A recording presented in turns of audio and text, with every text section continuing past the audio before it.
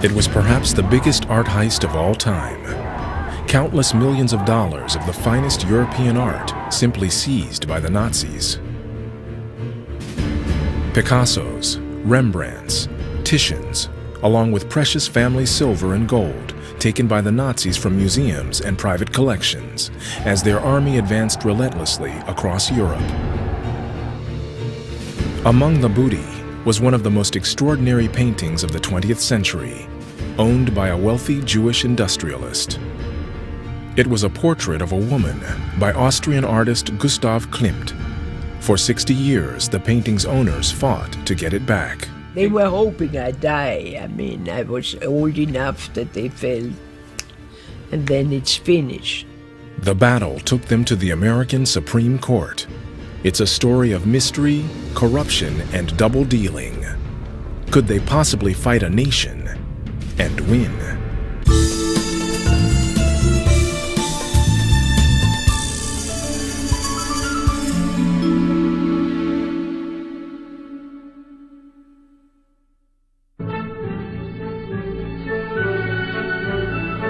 Vienna at the beginning of the 20th century was a thriving metropolis that had become the cultural center of Austria and home to the rich and famous. It housed one of the world's greatest art galleries, boasted a world-class orchestra, and was full of beautiful buildings and aristocratic mansions. The city's famous coffee houses were teeming with intellectuals, artists, and musicians such as Sigmund Freud, Egon Schiele, and Arnold Schoenberg. And the man Viennese society flocked to for their portraits was Gustav Klimt. Klimt was already at his lifetime so highly paid, so there was no other painter in Austria who could demand such prices. And if you look at the female portraits, who were these persons? They were all coming from the upper class. They were wives of industrialists, of academic professors, so they really came from a very wealthy background. One person who could easily afford Klimt's prices was Ferdinand Bloch-Bauer, who had amassed a significant collection of Austrian art. The Viennese had a sweet tooth, and he made his fortune by refining sugar. His wife, Adele, became a socialite who organized parties for Vienna's finest at their mansion. Her niece, Maria, was 9 years old at the time. She surrounded herself with artists, composers. She had what they called a salon at the time. She had all these fabulous people, Richard Strauss and Wassermann. I mean, she had people, painters, poets, composers. And this is where she got her intellectual stimulation. Klimt was one of the artists who frequented the salon. He became a personal friend. But what would he charge to paint Adele's portrait? The price at that time was already extremely high. It was enormous. I think that it was as high as you could have acquired at that time a whole villa, a good land house, even in the suburbs in Vienna. It was that high. It may have been expensive, but Klimt's portrait of Adele would become one of the most famous paintings of the 20th century. This was one of only a handful of paintings from Klimt's famous golden period, in which he produced highly decorative work, resembling a jewel box. Here is Adele in the most lavish dress, adorned with glittering jewelry. We know it took Klimt over a year to finalize the painting, and he visited her many times, making over 200 sketches. We know from portraits which he prepared for 1 year, just the preparation. That's just thinking about how I want to have the posture of this woman. How should she stand? Should she sit?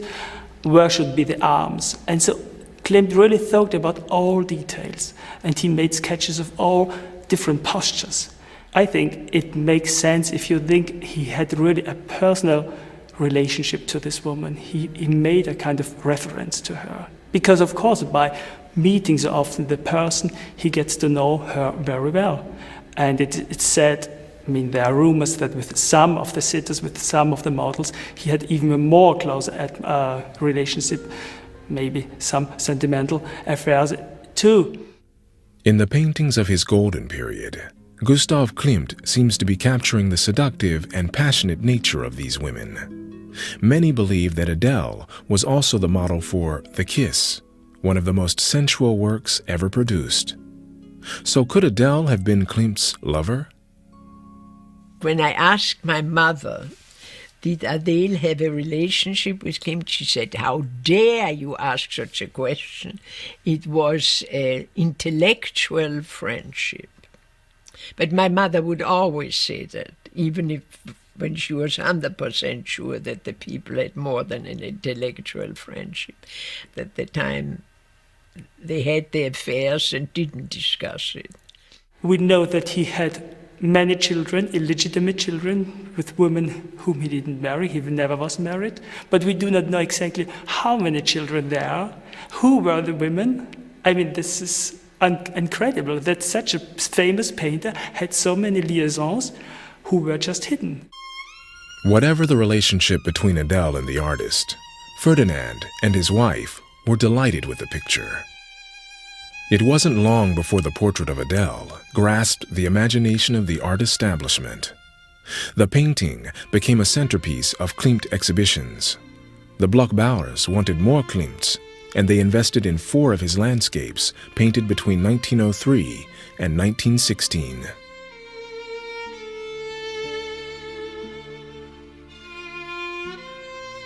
In the summer, Klimt loved to escape from his studio and head out to the lakes near Strasbourg.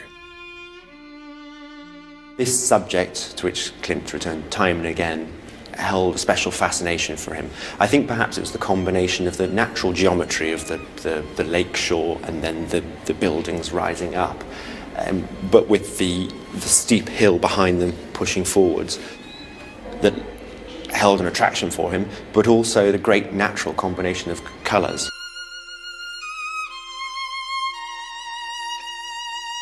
Walking by the lake shore, he would be fascinated by the effect of light on the trees and flowers.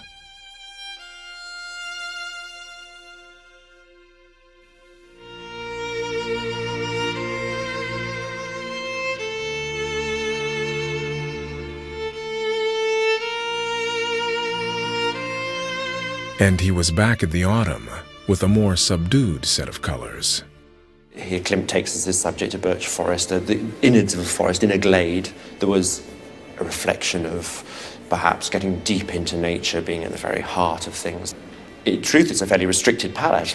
Green representing the lichen climbing up the trees and the leaf canopy, the russet colours, earth colours for the floor, and then the lovely silvery colours on the tree trunks.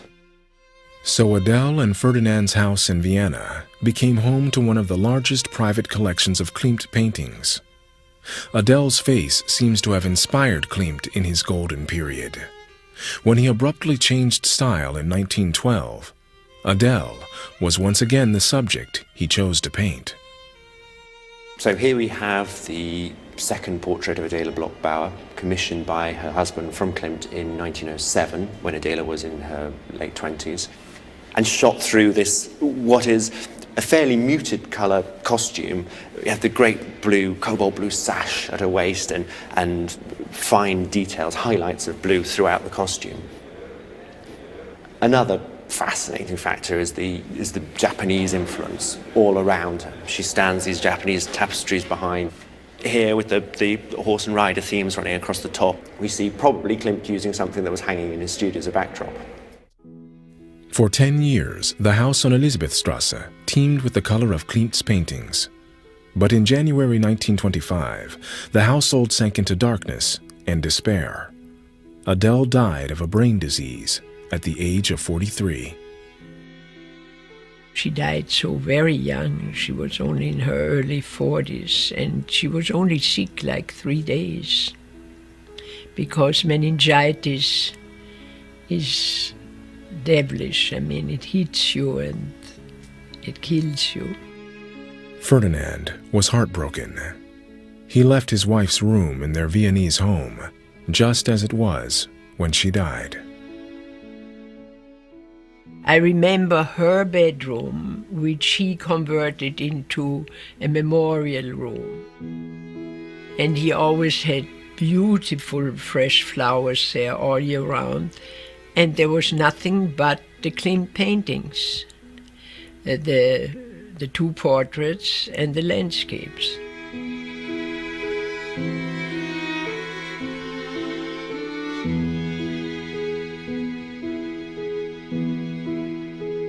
Ferdinand also placed a photograph of Gustav Klimt on her bedside table. Adele seemed clear about what she wanted to happen to her paintings. Her will stated, "My wish is to leave my 2 portraits and 4 landscapes by Klimt to the Belvedere." The Belvedere was Austria's prestigious national gallery, where all society people wanted their portraits to be admired. This beautiful Baroque building in the heart of Vienna was a favorite meeting place for the rich and famous.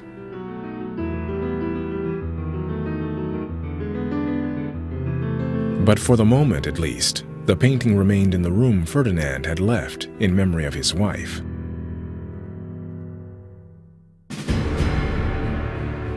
As the 1930s wore on, peace in Europe became increasingly fragile. The Nazis had come to power in Germany. Deutschland ist wieder eins geworden. Adolf Hitler, unser geliebter Führer.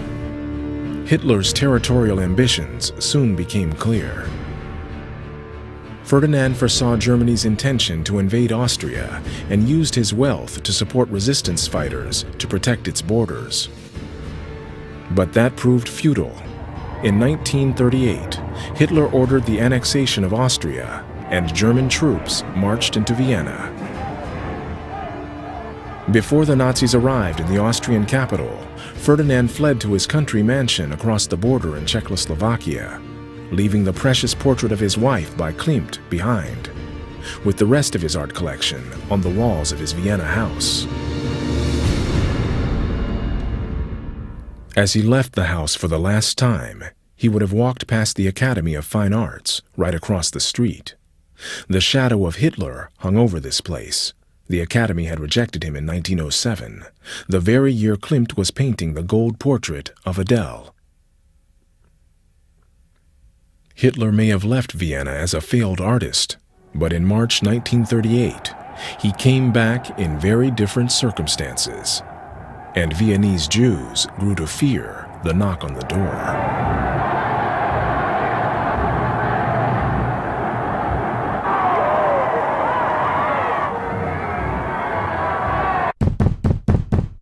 They just came and took things, you know. They didn't ask you. They just rang the doorbell and I opened and there they were. They were not in uniform because it was Gestapo, you know, and they didn't wear uniforms. They immediately asked me for my jewelry, which I had just gotten for my uncle for my wedding present. It was Adele's beautiful diamond necklace with the earrings to match, and that went to Mrs. Goering. Hermann Goering was one of the main architects of the Third Reich, an era he believed would produce 1,000 glorious years of German achievement. As an aristocrat, he saw music and art as part of this great age. As in most things, the Nazis were very organised about their looting. When they were deciding which countries they were going to invade and what their plans for invasion were, they would send out spies or scouts, if you like, to see what collections were worth seizing, so that when they went into the country, once they invaded, they would immediately go after those collections. It was a massive operation.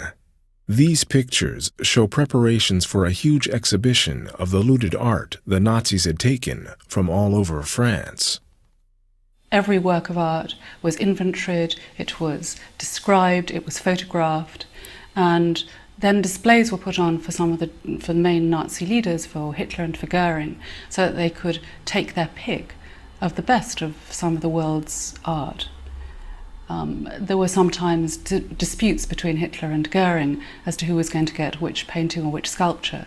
But there are extraordinary photographs that one can see today of Goering going round these special displays which were put on for him of all this stolen art. They seized every possible kind of collection. They were ready to exploit any work of art that was there. Obviously, some of the works of art were not to their taste, and they had certain ideological approaches to particular schools of art. Ferdinand owned one of the largest collections of art in Vienna. It ranged from the contemporary Klimt paintings to 6 works by the 19th century German painter Waldmüller. Ferdinand may have been safe in Czechoslovakia, but his paintings were very vulnerable back in Vienna. Unfortunately for him, Hermann Goering was very fond of Waldmüller's work. Goering was also somebody who, in every country, was particularly voracious to increase his art collection. He was particularly interested in old masters as well.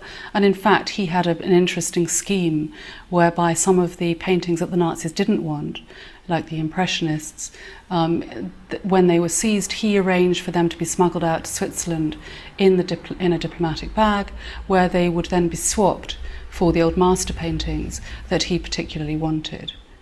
And that was, you would find these extraordinary exchanges whereby you might have something like 23 or 25 Impressionists, Corot, Degas, Matisse, which would be swapped for one old master that the Nazis particularly wanted. The Bloch-Bauer family did not escape the horrors that were destroying Jewish families across Europe. Maria's husband was imprisoned in Dachau concentration camp until the family handed over property to the Nazis. They released him when my brother-in-law signed over the factory to them. And so he was brought home, shaved, and the head was shaved. He looked awful. But we managed to escape. We crossed the border with the help of a German farmer who took us into Holland. Having gotten their hands on the Bloch-Bauer's factories, they turned their attention to Ferdinand's art collection. They claimed that Ferdinand owed huge amounts of taxes and sent a Dr. Führer to the house in Elisabethstrasse to organize one of the greatest art heists of the 20th century. Dr. Führer knew Hitler and Goering would want the German paintings by Waldmüller for their private collections, but they would have no interest in these decadent Klimts. He decided to sell them off.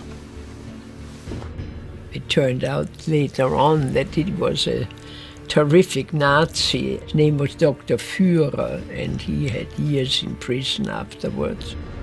He made a deal with the Belvedere, the National Gallery, for the 2 Adele portraits and the apple tree, and he sold the birch trees to another gallery. The houses on the lake he squirreled away for his own collection. The Belvedere has always claimed ownership of the paintings. It had, after all, bought them from Dr. Führer. Besides, it was the wish of Adele herself, set out in her will. With the Bloch-Bauer Klimts in their possession, they were able to stage one of the largest exhibitions of Klimt's work ever mounted. But there was a problem. How could they display portraits of Jewish women now that the country was under Nazi rule? To give the names of these women would in some ways give lies to the ideology of racial superiority that they were at that time promoting. So they were forced to omit or change the names of the paintings. So the portrait of Adele Bloch-Bauer I became simply known as the Lady in Gold. The 3 Klimts stayed in the Belvedere until the end of the war. When the Allies took control of Vienna, they rounded up all the looted art. The Klimts in the Belvedere were reunited with the one Dr. Führer had sold to another gallery, and the one he kept for himself. The Allies took all 5 to Munich to be catalogued. I think, one of the questions is what happened to this work, all these works of art at the end of the war, particularly the works of art that were in the hands of the Nazi leaders. And quite a lot of them were collected up by the Allies at the end of the war. As they were collecting up, they found all these depositories of looted art in Germany and Austria, and they then took them to collecting points where they did, I suppose, the reverse of the process that Germans had done at the beginning, which was they inventoried them, they photographed them, and they established where they had come from, with the help of the Nazi records, of course, and then decided to return them to the countries from which they had been taken. And those countries were charged with setting up commissions for restitution so that the works of art would then be returned to their rightful owners. The Allies didn't want to do that work themselves. In the case of the Goering collection, when they didn't know where they came from, they were subsequently given to German museums to hold, and today there are over 100 paintings from the Goering collection whose rightful owners have not been established yet. This policy of returning the stolen art back to its country of origin meant all of Ferdinand's Klimts were sent back to the Belvedere, to the very people who had bought 3 of them from the Nazis in the first place. In 1938, the Blockbauers had owned 2 huge factories, mansions in Vienna, a castle in Czechoslovakia. They had 69 major works of art. By the end of the Nazi period, they had nothing. Ferdinand lived out the final years of his life in Switzerland. He never saw his precious paintings again. He died in 1946. Some years later, Maria and her husband settled in the United States with the little money they had left. Maria started making clothes in her small Los Angeles apartment. As the years went by, she saw the Klimt paintings escalate in value as they became world icons. In the United States during the 70s, Klimt paintings enjoyed a resurgence as dorm posters. The Kiss and the portrait of Adele Bloch-Bauer were hung in American college dorms alongside posters of Che Guevara or Jimi Hendrix or whatever. Somehow he came into vogue, into American pop culture. So that painting was recognizable to many Americans. While the Klimts were worth millions, Maria was still trying to make ends meet, selling clothes. But her battle would soon begin to reclaim the family treasure. For 50 years, Maria Altmann never gave up hope that one day her family would get back the rare and valuable Klimt paintings stolen by the Nazis. It seemed like she had little chance, but something happened in New York which turned the art establishment on its head. In 1998, the Museum of Modern Art borrowed some works of Egon Schiele from an Austrian gallery. Schiele's heirs claimed the paintings had been looted by the Nazis. After the exhibition, the Schiele works were impounded by the U.S. courts. The Schiele case in New York also raised the profile of this whole issue. It raised also the whole question of museums and what the role of museums had been and what the role of museums was today in this whole process. Many museums in Western Europe, in America, places that weren't occupied, in Australia and so on, did acquire, knowingly, usually unknowingly, looted works of art. But up until this whole subject came onto the international agenda, and until there was a conference in Washington organised by the State Department in 1998, museums were and art dealers were, quite freely trading in what may have been a looted work of art. The Schiele case suddenly made Maria Altmann think it was time to contact a lawyer. Could she challenge the Belvedere's claim to her aunt and uncle's paintings? There never really was an actual proof that these paintings belonged to the Belvedere. And then I called Randy. Maria had known the Schoenberg family all her life. Arnold Schoenberg, the famous composer, had been a part of her aunt's social circle. So she turned to his nephew, the young lawyer, Randy Schoenberg, for his legal advice. She called me in September of 1998. I was working in a small office of a large New York-based firm. I looked online, a relatively new activity at that time in 1998, at the Austrian newspapers, which had just become available like that, to see what was going on in Austria. So when she called me, I knew exactly what she was talking about, and that's really how it started. Because Randy Schoenberg's family had also suffered under the Nazis, he was prepared to leave his well-paid job in order to help prosecute the case. Randy likes to play the odd game of poker and was prepared to gamble his career to seek justice for Maria.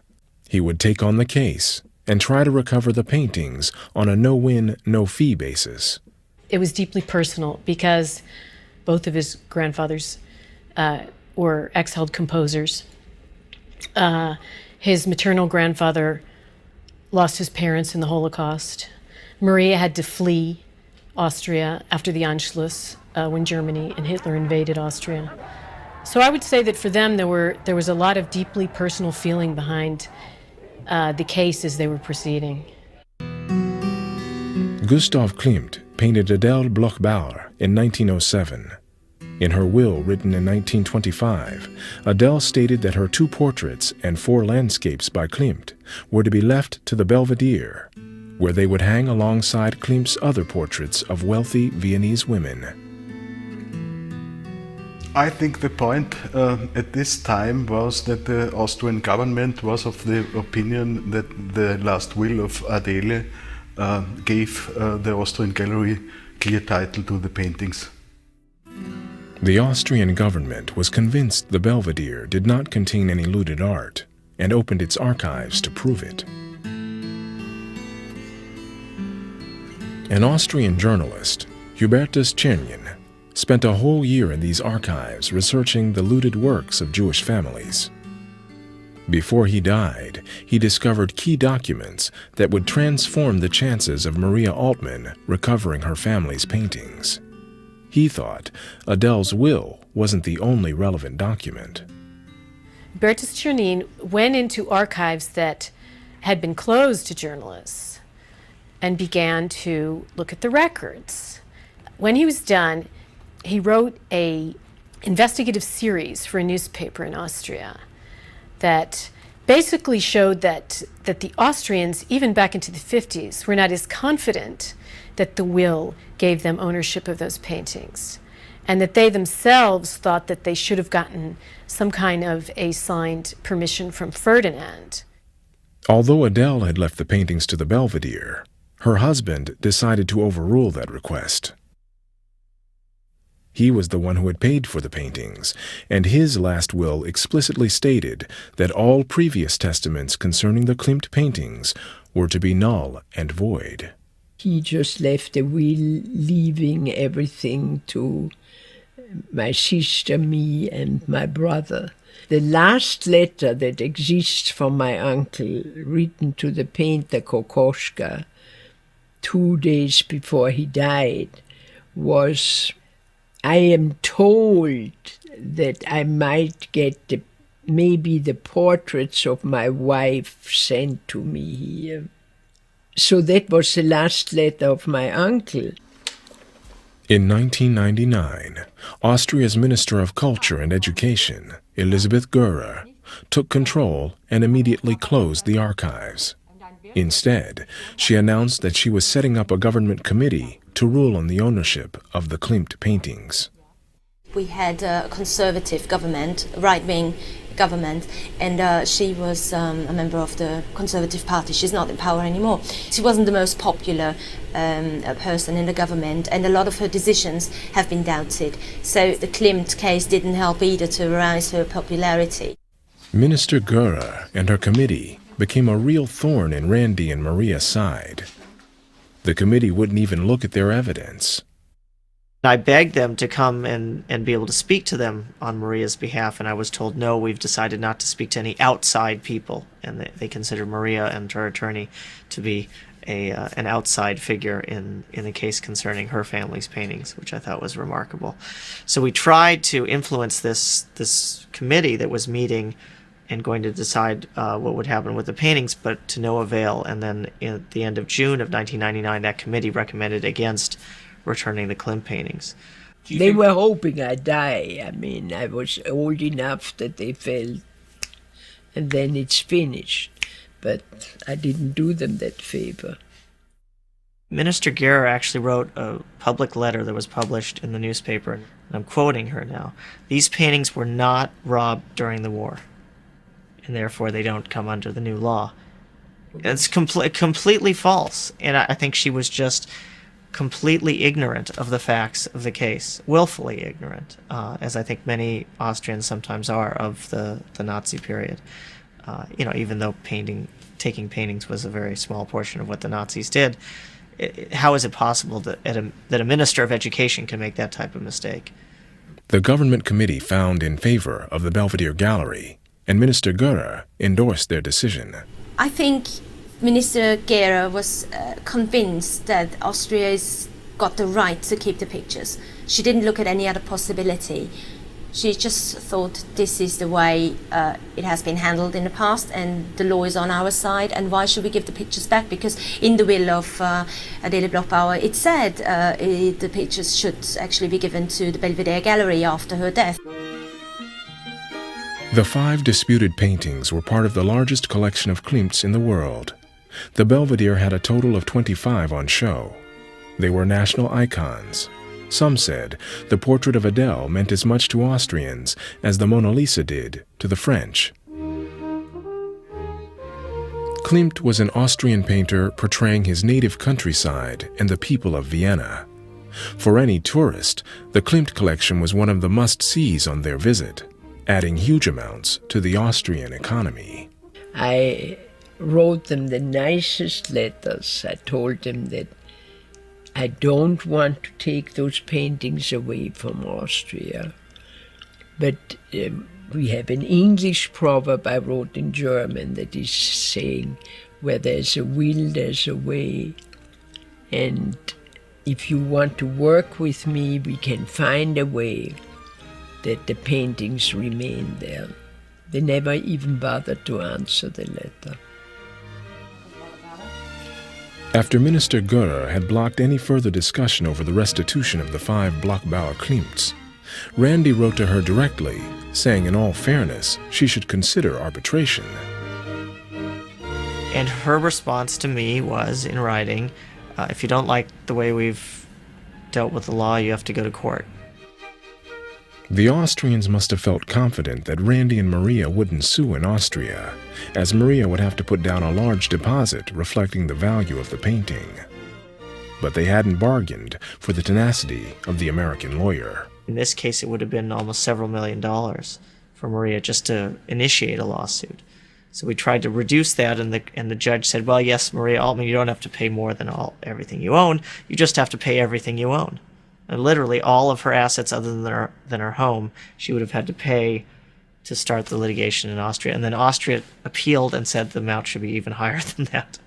So at that point, let's forget about suing in Austria.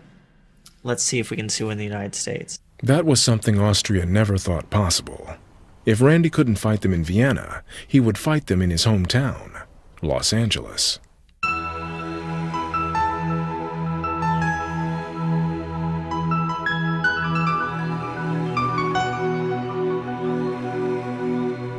Randy needed to bring pressure to bear on the case.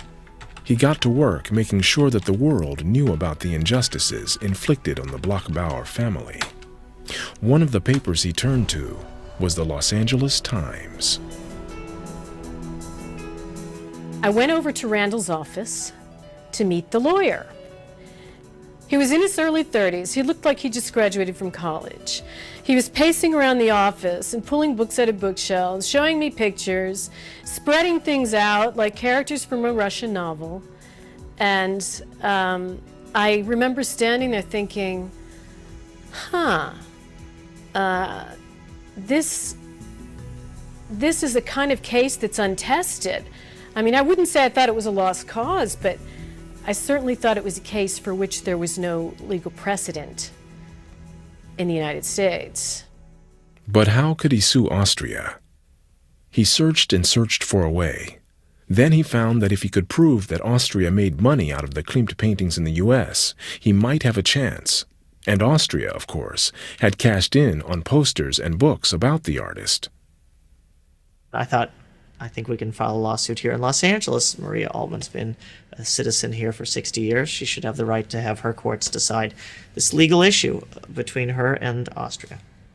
So I filed the complaint in August of 2000, and it didn't cost $2 million to file the complaint. It cost a few hundred. I think people thought it was sort of a quixotic effort, that I was tilting at windmills and to take on the Austrian government and sue in the United States to try to get back paintings that were in Vienna seemed a little bit nuts, I must say. And I think most people who were looking at it thought I was a little bit crazy. But when I won in the district court, people started taking a little more notice. But, crazy things happen in the district court. It'll get corrected on appeal. But when I won in the Court of Appeal, then people started to really pay attention to the case.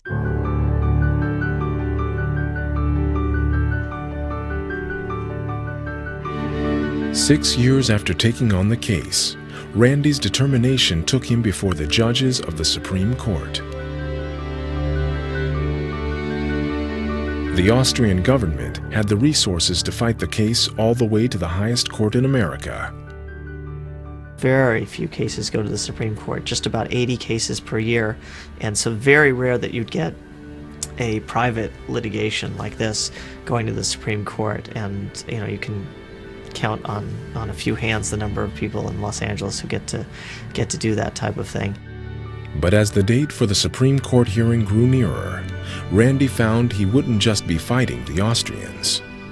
A number of other countries, including the Bush administration, wrote legal briefs basically supporting Austria's contention that the case shouldn't go forward in U.S. courts, that the U.S. was not the proper jurisdiction. Many countries don't want to see themselves in the same position, where they're being sued in a foreign court over an historic grievance that's 50 years old. I think probably many U.S. judges don't want to see those kinds of cases regularly in U.S. courts.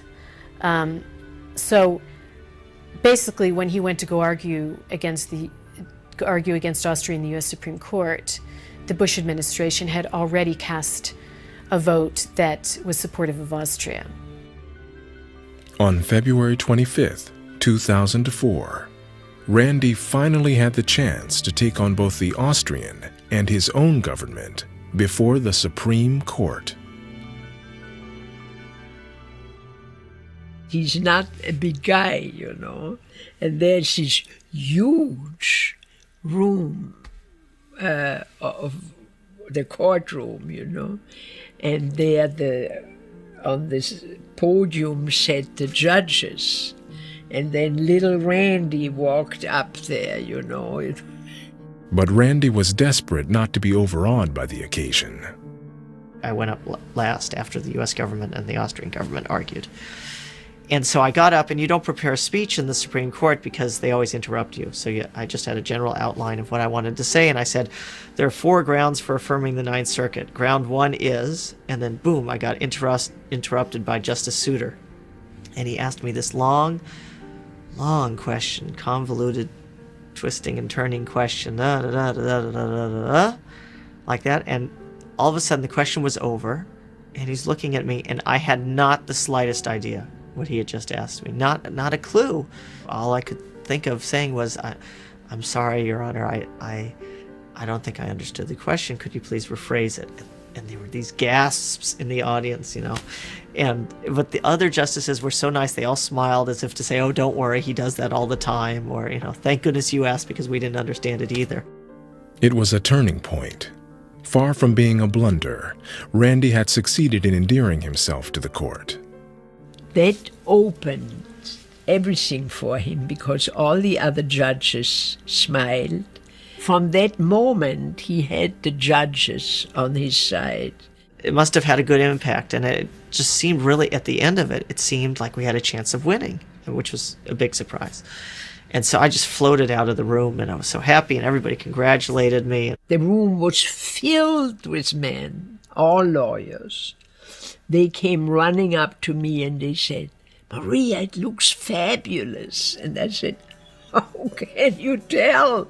Nobody said anything.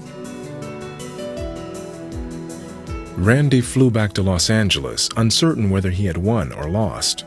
No sooner had he arrived than he got some bad news. I got home and I opened up the legal newspaper here in Los Angeles, and the headline was, "Court likely to reverse Altman case." That we were going to lose. And so I called up the reporter and I said, how could you say this? Everybody thought it went so well. And he said, "Trust me, I've been reporting the Supreme Court for 35 years. You don't stand a chance. It's all over." And I said, "Well, some of the justices didn't even open their mouths." He says, "I can tell by the body language. You lost." It was the spring when the case was heard in Washington. But it was the fall in Los Angeles when Randy finally learned the result. 3 months later, I'm making breakfast for the kids, and I get this call from the reporter. He says, "Hello, this is Dave Pike." And I said, "Okay, well, give me the bad news." He said, "No, not bad news. You won." I said, "You're kidding." He said, "No, 6-3 decision by Justice Stevens." I literally couldn't believe it. But it was coming from him. I had to believe it. And so, I tried to call Maria, and her phone was busy, and we finally got together. And the celebration was enormous. But very quickly we realized, wait a second, what did we just win? Nothing, right? All we won was the right to start the case in Los Angeles. The paintings are still in Vienna. We hadn't won anything. We just won the right to start. It may have been just the beginning for Randy, but the judgment put the Austrian government in a difficult position. They may have been anxious to throw off their Nazi past, but now the case had attracted media interest from around the world. Now the U.S. Supreme Court had basically weighed in and said, okay, well, you can hear it in U.S. court. U.S. courts tend to be more favorable in these cases. However, the Austrians could have appealed, as they had appealed some of the other decisions in the past. But to have this dragging on in the public view during these appeals as an issue that really at this point was not going to go away, I think was a very difficult quandary for the Austrians. But it wasn't just the Austrian government that was in a precarious position. Randy's client was now 89. Could he risk a lengthy court case? If she died, his case was over. She had no other relatives living in the United States who could continue the case. It took a year of negotiations, but eventually both sides agreed to a do-or-die arbitration. I went behind closed doors with Maria and I said, "Maria, this is the greatest thing. We can have this arbitration. We can get it finally finished, and by your 90th birthday next February, it'll all be over with, and isn't that great?" And she said, "Are you crazy? Why on earth would we go back to Austria when we've just been fighting for 5 years, all the way to the Supreme Court and back, to have the right to try the case in front of this wonderful judge here in Los Angeles?" I said, "You're crazy. Why would 3 Austrian arbitrators go against their government and give us the paintings when for 8 years they kept saying?" And he said, "We have to take the chance." Having convinced Maria, Randy flew to Vienna. The game was on. He was going to gamble everything. The Klimts were probably worth over $100 million. Who had the strongest hand? Randall was very skillful at getting his side of the story out. I think he was more skillful than the Austrians in articulating his position in the media. So when the panel was deciding this case, it was another period of months and months that went by where they were still in this limbo, and you kind of thought anything could happen. Once again, Randy had no idea whether he had won or lost. He returned to Los Angeles. Then 4 months later, he got an email message. I came home late one night from a neighborhood poker game where I had lost my shirt, and checked my email, and sure enough, there's an email from the main arbitrator with the decision. And so I opened up the decision, and it's all in German, and my German's pretty good, but it took me a while until I got to the part where they said we won. And I was, obviously overjoyed, but it's like midnight. It was after midnight on a Sunday night, Monday morning. So I didn't call Maria right away. I let her sleep, and then in the morning this time we really celebrated. It was very, very exciting. I did not expect it. I was hoping, but because I couldn't imagine, and I still think it is incredibly just that these 3 Austrian judges unanimously vote for something which their government was so totally against. Nobody in Austria thought this could happen. They were shell-shocked. These paintings were national icons. I think it was a wise decision, but it came too late. Of course, Klimt is national cultural heritage of Austria, and his paintings are famous and we're proud of them. And he is Austrian, and he wanted them to stay in Austria. So Austria needed to find a solution, a diplomatic solution, and they knew they're going to be watched internationally on how they will handle this case. It could have been done smarter. It's done now, but it could have been done smarter, and the damage could have been less. I think you cannot take a better example for the style of Klimt than to compare the Adele Bloch-Bauer 1 with Adele Bloch-Bauer 2. I mean, we are very sad that from now on we do not have this possibility anymore in our museum, and this is very sad because this was such a fascinating comparison, which is so unique, because you see not only the same person, only 5 years are in between these 2 portraits, but you see also the change of style, which is in this short period. When finally the decision was made that the pictures will leave Austria, there was a national outcry. There was lots of criticism, and I was like, why do we have to give the pictures away? Why couldn't you find another way of handling this matter, of buying the pictures, because everybody thought we would have enough money to get at least one of the pictures back, or 2. But that wasn't the case, so a lot of people felt sad and felt about a missed chance, and so many people but so many people went to the gallery to have a last look at the Klimt pictures. One aspect on the Austrian side is a certain lack of coordination in this case, or maybe a lack of leadership. So I don't think they had a plan A, so they did not need a plan B. This story began in 1938 with the Nazis looting the Bloch-Bauer Klimts in Vienna. The paintings were locked in Austria for 68 years. For the first time since they were looted, they were leaving Vienna. On the 24th of April, 2006, the paintings arrived in the city where Maria lives. They went on display at the Los Angeles County Museum of Art for one of the most popular exhibitions ever held there. When Maria first walked in and saw the paintings here, first of all, she said, they look so much bigger here.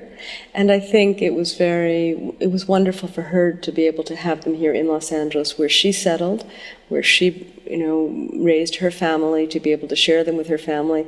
And we also have a great collection in this city of German and Austrian art of this period, so it would have had a marvelous context as well. This was the final victory for Maria. But far from keeping them as a family heirloom, she decided to sell them. They weren't destined to stay in the Los Angeles Gallery. They were on the move again, this time to New York. Wealthy collectors from all over the world were heading to Rockefeller Center. The Klimts were going up for auction. There's been a lot of interest. They've been on view for the past 4 days, and we've had record figures through 3-4 times the number of people who normally come through our exhibition rooms have been arriving. So I think from that we can gauge that there's strong interest. But after the long legal battles, why had Maria decided to sell? It seems the main consideration was security. How could Maria protect them? These paintings now have become so valuable that the heirs really didn't have the ability to keep them themselves, and this is really a way for for Ferdinand and Adela's heirs to transform this inheritance into something that they can actually use for other good purposes. And I know that they all have really terrific things that they're going to be doing with the money for it. So I hope the sale goes well and that they find good homes. And it doesn't bother me necessarily if they go into private collections. These were, after all, private property. And it's only because of this history that they were in the Austrian Museum for so many decades. But they belonged to Ferdinand Bloch-Bauer, and he willed them to his family. And now, just like any inheritance, whether it be stock or cash, paintings or whatever, they're entitled to do with it what they want. You so seldom see pictures of this quality come to the market, and to have 4 at one time is something very special indeed.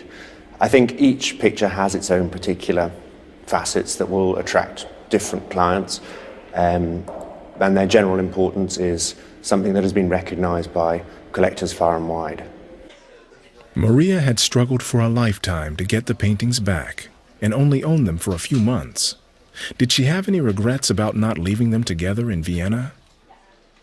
Well, I mean, I wasn't willing to donate it because I think the Belvedere had the paintings for 68 years, and there was no reason to make a donation after that. But he could negotiate just like everybody else will do. Maria Altmann didn't even want the pictures. She didn't want them for her living room. She wanted them actually to stay in Austria, but she couldn't find another way to do it. And she said, look, if you want to buy the pictures, fair enough. If you don't, we're going to take them. Not only was the Christie's auction room packed, but there were international bids coming in by telephone. The first painting up was Klimt's The Birch Forest. Against your bidder, $36 million. At $36 million, all done and selling right at $36 million. Mark, your bidder at $36 million. Second Klimt, the Attersee landscape there, lot 52 is illustrated in your catalogues. At $28 million, it's still up front against you here and selling this time, all done at $28 million. For you, madam, $28 million. Lot 53 is the third Klimt, apple tree number 1, at $29,500,000. $29,500,000, selling this side for $29,500,000. Lot 54, the fourth Klimt there, portrait of Adele Bloch-Bauer 2. It's the 1912 portrait, $65 million, $67 million, $67,500,000, $68 million. At $68 million, it was down to 2 bidders. How far would they go? $70,500,000, $71 million, $72 million, $73 million. But just when the hammer was about to fall, $74 million, new bidder.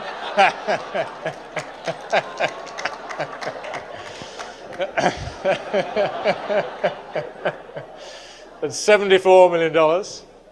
New bidder at $74 million. $75 million, $76 million, $77 million, $77,500,000. $78 million, $78,500,000. That's $78,500,000 on this telephone, fair warning, and selling, all done at $78,500,000. Guy, your bidder at $78,500,000.